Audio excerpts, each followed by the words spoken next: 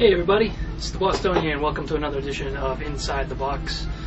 We're here in our studios in South Boston, Massachusetts. If you're tuning in expecting to see Daryl and Dan, Daryl's on vacation. Dan is attending to some personal affairs, so we're going to do an abbreviated version of Inside the Box. We're going to recap the AFC and NFC championship games for you. Even though I have control of the content of the program today, I am going to not go into my coverage of the short track speed skating for the upcoming Olympics and the two-man bobsled. We will leave that for another day.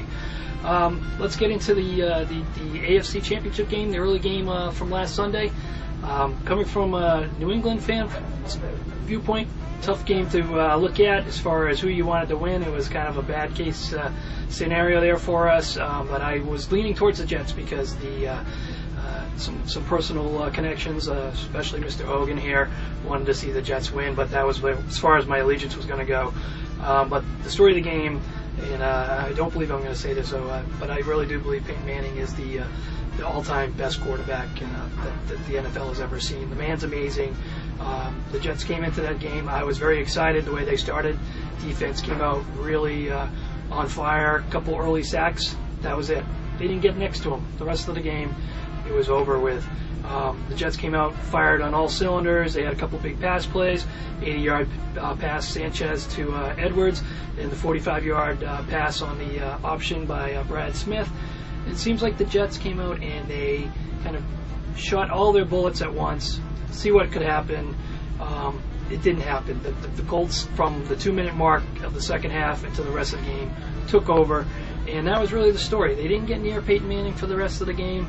They took away Dallas Clark, and they took away Reggie Wayne, 7 catches between the two of them, but they did not take away Pierre Garçon, 11 catches, 151 yards, and Austin Collie, 7 catches, 123 yards.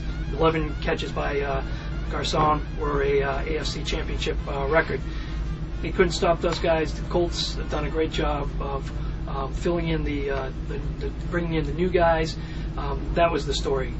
Manning, 26 of 39, 377 yards. Just couldn't stop them. They made great adjustments to what the Jets were doing defensively to them, and it was really the game. You could tell by the halftime that the Jets were just kind of, you kind of hoped that they'd come out in the second half and put on, get back into the game. They just weren't able to do it. The Colts methodically just took over the game. They outrushed the Jets. The Jets rushed for about 80 yards or so in the game, and really the game by the time it was over was not that exciting. And unfortunately, the Jets season comes to an end. I think that all the Jets fans, though, can be happy about the way they performed, and they do have a bright future. I think Mark Sanchez is going to be a great quarterback in this league, and I think that they're only going to get better. Oh, it really bothers me to say that, but we'll see. And they still didn't win the division, though, so I'll take that out of it. Going to the second game, the gunslinger, picking himself up off the carpet time after time, arm hanging off, leg falling off. Dina in the stands, going like this. It was all the drama that you could want of the Brett Favre story. But who out there did not think that Brett Favre was going to throw that key interception that he has done so many times in the big game? And he did not disappoint when he had a chance to run the ball. And I mean, maybe we can't sit there and say the guy got absolutely pulverized during the game, and he could have run for the 5 to 10 yards that they needed to get back into field goal range. He chose to throw the ball against the grain on the run. Cardinals sin, picked off. We go to overtime. Saints win the toss. Game over. How you have a penalty in that situation where you have too many men in the huddle, first things first. I don't know how that happened. That's the biggest problem. Fortunately, Favre didn't take off and run the ball. And, the Vikings have no one to blame but themselves. They put the ball on the ground 6 times.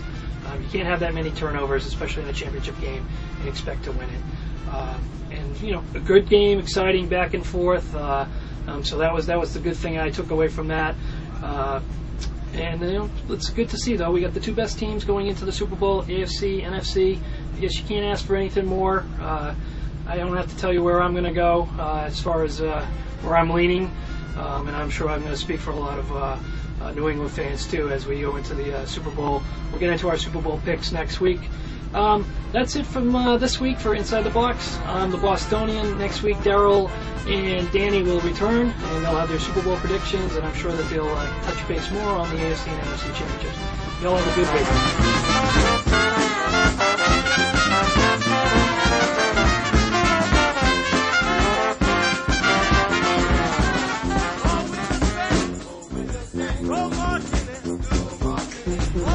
And the Saints were marching.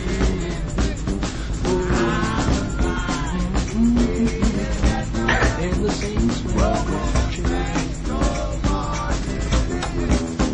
Oh, when that sun